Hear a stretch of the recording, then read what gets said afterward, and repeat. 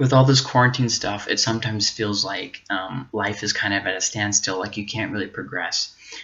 That's especially troubling for those who are dealing with addictions, or for those who have maybe social anxiety, and so they're already kind of prone to stay in their house, those kinds of different things. And I just want to take a few minutes of ideas for how to deal with this quarantine, whether you're facing fear or whether you're facing addictions. Here's just some helpful tips. Number one, just because you are in isolation doesn't mean you have to be isolated. Reach out to people. We really were not meant to live in isolation, and it really will start to mess with you. I highly recommend that you do that. Second to that, just because you can't get out doesn't mean that you shouldn't still have goals, still be physically active. Exercise in your house. There are plenty of exercises that you can do without ever even leaving your house. Jumping jacks, for instance.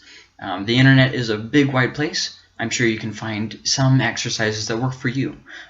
Maybe some of you guys are push-up people. I hate push-ups. I think that they're tedious and annoying, and I'm much more likely to go on a walk. You put me on a walk, I'll go for hours on a walk. I'll go until I literally just collapse from being tired. Miles and miles, I don't care. I'll go however long. But obviously that's kind of a little bit tricky nowadays. But anyways, but those are just some ideas there. Another idea is don't give in. Don't give in to the snack fairy. Don't give in to the snack fairy. I know it's very tempting to binge watch a bunch of shows and to sit on your butt all day eating snacks, and that sounds like a great idea. It's a terrible idea. It is a terrible idea.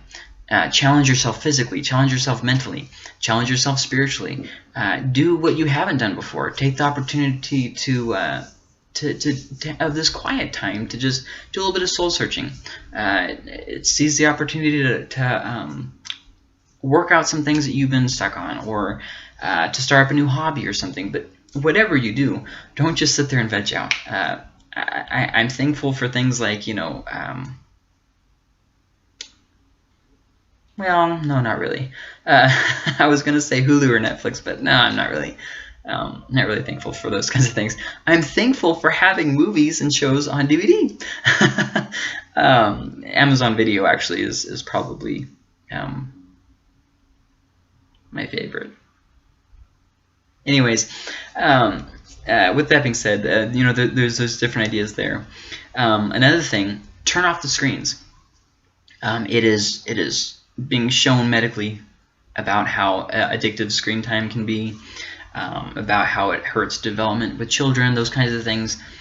It'll make it where you can't sleep as good. That's actually why I wear these glasses. They're supposed to help with the blue light from screens, which is in turn supposed to make you not have as hard a time going to sleep and that kind of stuff. So anyways, turn off the screens. Get off Facebook, get off YouTube, get off all these different things with screens. If you play video games a lot, turn off the video games for a little bit. Get a little bit of physical activity. Blow off some steam. Do something. And even though you should avoid social gatherings, that doesn't mean that you have to stay inside. Which I just wanted to mention something. I know some people think, oh, if I self-quarantine for 14 days, that I'll be safe. Well, it's no. So basically, 14 days is the self-quarantine period, but that doesn't mean that if you isolate yourself for 14 days and don't leave the house in 14 days that you will not get coronavirus. All that means is for that 14 times you cannot be exposed to it, or 14 days you cannot be exposed to it. But that's not to say that people in the community after that 14 days can't still give it to you, and that's not to say that you couldn't have gotten it before those 14 days. So just because you did a 14-day quarantine, that's good and all, well, good and everything, but maybe still practice, not touching your face and washing your hands and that kind of stuff until this all kind of blows over. Another just real quick thing, people don't seem to be aware of this. The purpose of the quarantine is not to stop coronavirus, it's to slow the spread of coronavirus. Those two things are vastly different. Not that it really matters, I guess. It's just the perfectionism in me. I'm sitting in my office. I had to cancel like 3 or 4 different trips. I'm going stir crazy. I don't even. Don't judge me, okay? Don't judge me. Okay, so turn off the screens. Another thing is turn off the news. If you want to be informed, that's fine, but maybe have like a rule or a goal. Like maybe if you're looking at the news, maybe only like for 15 minutes a day or something like that. You know, because what happens is if you sit in your house all day watching the news, you're just going to be overcome with fear. You're only going to get partial facts because, once again, the news, I know this sounds shocking to people, but they're not going to necessarily tell you everything that's true so much as put a spin on stuff so that you'll keep watching it. If they can appeal to your fear and just get you to keep, you know, doing... I'm not trying to deny everything, like just deny reality, but still, there's a certain amount of... You need to be able to process your feelings and to work through that and to work through your fear.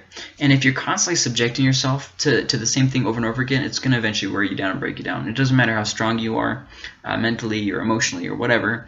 It's not something that's going to really impact that much. You really need to have timeouts from the news. I know that's difficult in a time like this when there's nothing to do, but there are still lots of things that are not canceled. If you have a backyard like me, that's not canceled. You can go to your backyard. You know, music is not canceled. There's lots of things that you can do. So maybe don't focus on the bad stuff all the time. Also, there's a lot of people who have recovered so far. Maybe keep an eye on those statistics rather than the ones about people dying all the time. Sometimes, I mean, I'm not saying blind yourself to the reality, but sometimes we work ourselves up a little bit more so than need be. Just as an example, there's a lot of estimates going on in the world about how many are going to die from this thing. Some people have some estimates have gone off the deep end. I mean, we're talking about millions and billions, and then other people say no, hardly anybody's going to be affected. Well, I think that maybe both of those views aren't overly helpful. Yeah, people are going to die from this. And realistically, we don't know what that's going to look like. We can assume, but that doesn't get us real far. One thing, though, is, you know, if you figure about 500,000 people die from the flu, just as an example, every year. I'm not trying to open that can of worms. I'm not trying to compare coronavirus to the flu. I'm just saying, okay, if on average about 500,000 people die from the flu every year, and we're only at around 60,000 deaths so far from coronavirus now. Once again, just roll with me on this. We're not to the point yet of humanity being extinguished. Now, I know I'm not trying to say, you know, don't take precaution, all that different things, but I'm saying maybe keep things in perspective. And there's been a lot of things in the past that they said this is going to be just like absolutely terrible, and it wasn't as bad as they said. I mean, I remember a lot of people back in the early 2000s that were saying science has proven it, global warming will completely destroy the planet by 2020, and that the polar ice caps would be completely melted by 2020, and life as we knew it would be over, and all these different things. It's 2020, and global warming hasn't done those things. Now, once again, I'm not denying global warming. But I'm just saying sometimes things get blown out of proportion. And sometimes they have a way of getting scientists who cause the most panic rather than give the most facts. Once again, I'm not trying to change your view of the coronavirus at all. But what I am saying is maybe it would be helpful to just turn off the news for a little bit and just remember that, okay, whatever else happens, right now you have today. You have today. You know, some of us might have cancer and be dying and not even know it. I mean, it seems a little bit silly to worry about whether we'll get a virus in the future. Let's just slow down for a second and enjoy today. Now, you might say, oh, that's careless. Trust me, you'll go crazy.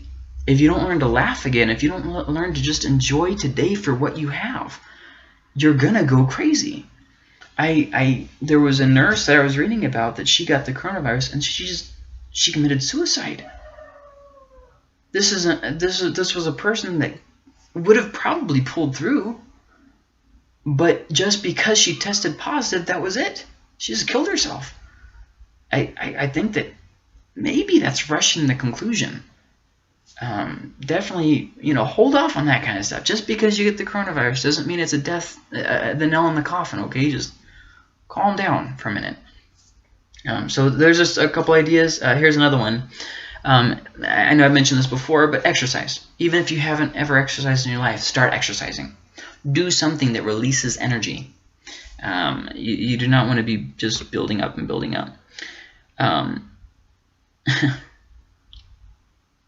I hope you guys really get what I'm saying. Do something fun.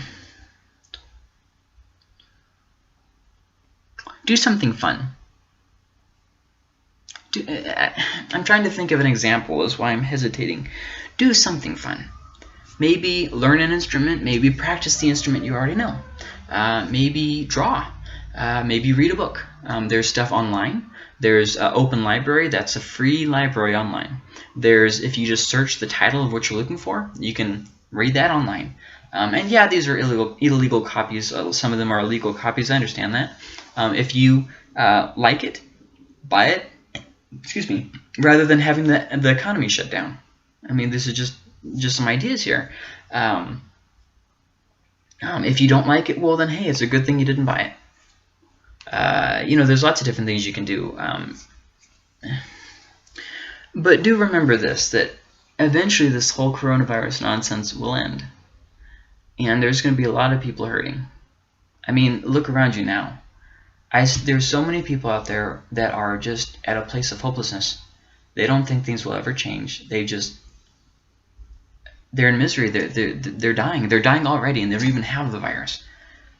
And I mean, it's really, really hard to deal with, because there's all these people who need, and there's nothing I can do for them. If you're one of those people, I want to encourage you, find help. Connect with somebody. Try to do something. I've mentioned this before. Try to do something like FaceTime or Skype or Zoom. Just something that allows you to see somebody else's face. Maybe even meet with people around the world. Chat. They used to do that in I think it was the 90s. The chat groups or whatever. Find something. Do something that occupies your mind. Meditate on something. Read a book. Do a puzzle. Learn a hobby. Memorize something. I mean, just do something that's taking up your brain. You don't want to be sitting in your house just spinning your tires all day. Another thing, get sunlight. I know people don't think about this, but your body does have needs, vitamins and those kinds of things. If you're staying in your house a lot and not even going outside, you might forget that your body actually does need sunlight. Maybe not as much as a plant, but hey, water your house plants. But yeah, don't forget to get sunlight. Another idea is follow a schedule. Sometimes people think because there's a change of schedule or because there's a break to their schedule that their day shouldn't have any schedule. Don't do that. Plan out your week. Plan out fun things for every single day. Do whatever you can to follow some kind of a strict schedule. Like, for instance, at 8 o'clock I get up and I take a shower. I get dressed. Even though I'm not leaving the house, I'm still getting dressed. I'm still showering. All those different things. At 10 o'clock, I'm going to call somebody or text somebody or just something where I can talk to someone. So then another thing, and this is the last thing that I kind of came up with. Remember that this coronavirus thing is not going to be forever. It's not going to be forever. Now, we don't know if there will be other quarantines in our lifetime or not. We don't know if there will be bigger viruses in the future or not as bad viruses in the future. We don't know. But remember this, that either way, it's not forever. Sometimes, in all the huffle buffle, we forget a few things. We don't have to be scared. We can get through this, and then we don't have to be blind to the future because of our current fear. This is not forever. If you have any other ideas about how to deal with addictions or fear or whatever else, post it in the comments below so that other people can read them and get an idea for themselves. I hope this video has been helpful, especially for those of you who dealing with different addictions. This can be a good time to sober. And you might say, well, I don't have a problem. Okay, all right. But maybe just consider, if you can stop any time that you want, consider letting this be the time that you stop. And who knows, maybe if after you've been off of it for a while, you might find that you did have a problem.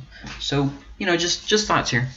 I hope this video was helpful. Once again, please do, in the comments below, write down some either links or ideas that you came up with about how to deal with fear or anxiety or addictions or those kinds of things. Thank you very much.